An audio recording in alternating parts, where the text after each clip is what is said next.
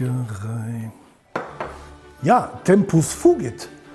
Es ist schon wieder Zeit für das legendäre flache Formgebäck namens Spekulatius. Natürlich mit einer Krone drauf. Und wer wurde beauftragt mit der Backmission? Harald, das alte Krone-Faktotum. Von wegen, ich kriege nichts gebacken.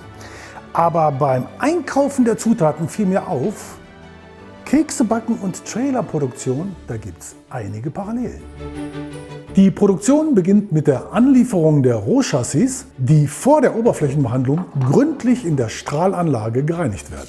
Im Anschluss wird das Chassis durch Dreh- und Kippbewegungen von Strahlmittelresten befreit. In der Produktion folgt dann die KTL mit 14 Becken. Für die Spekulatius braucht es lediglich 5.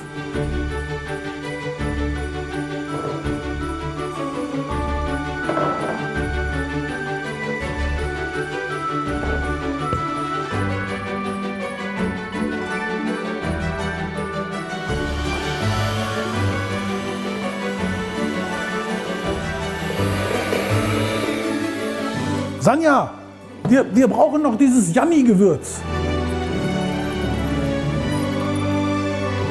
Quasi unsere vorgezogene Pulverbeschichtung, nur mit Knusperfaktor. So, der Teig ist fertig. Jetzt stelle ich die erstmal ins Gesenk, denn die Kekse brauchen Kontur.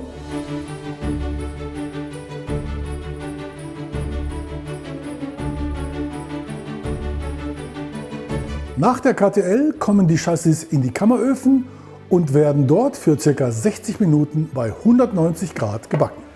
So, Temperatur passt, aber den Keksen reichen 20 Minuten.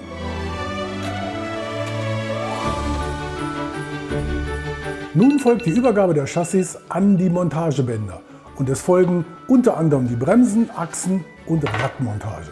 Bei diesen Keksen hier muss nichts weiter montiert werden.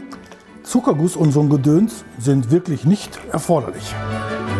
Es folgt die Planenmontage und die Plane ist dank Digitaldruck in zahlreichen Farben und mit diversen Motiven erhältlich. Bevor die Trailer aber ausgeliefert werden, kontrolliert die QS, ob alles passt. Beziehungsweise schmeckt.